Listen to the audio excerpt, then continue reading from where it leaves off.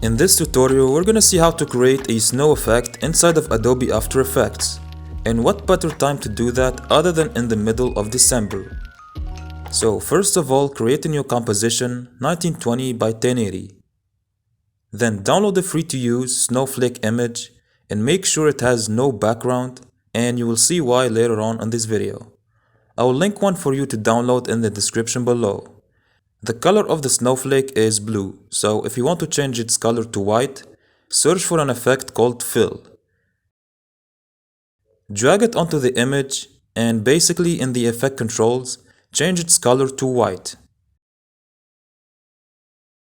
Then right click on it and choose pre-compose. Choose the second option, then hide the image. Next, create a new solid layer in the color black. Name it Snow Particles. Then go to the Effects panel and search for CC Particle World. Drag it onto the solid layer. In the Effect controls, expand the particle setting. Change the particle type to Textured Quad Polygon. Expand the Texture option and under Texture Layer, click on the name of the snowflake image that you just downloaded. The snow particles now will resemble the snowflake that we just imported. Next up is the animation process. Change the rotation speed to 15, the initial rotation to 360, the birth size and the death size to 0.1. You can change the size variation and the max opacity to 75%.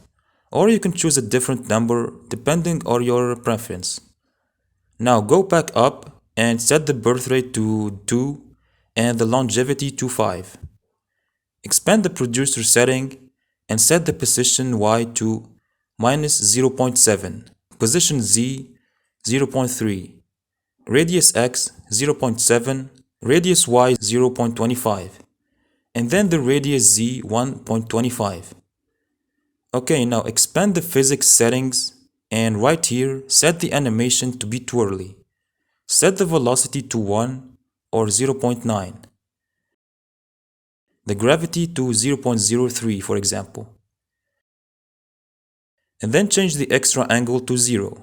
Obviously you can change these values to whatever you like. You can mess with these settings and maybe change the gravity or the velocity, because this is just what I use for my snow effect, And that's all for today's video. If you found this tutorial helpful, please leave a like and subscribe.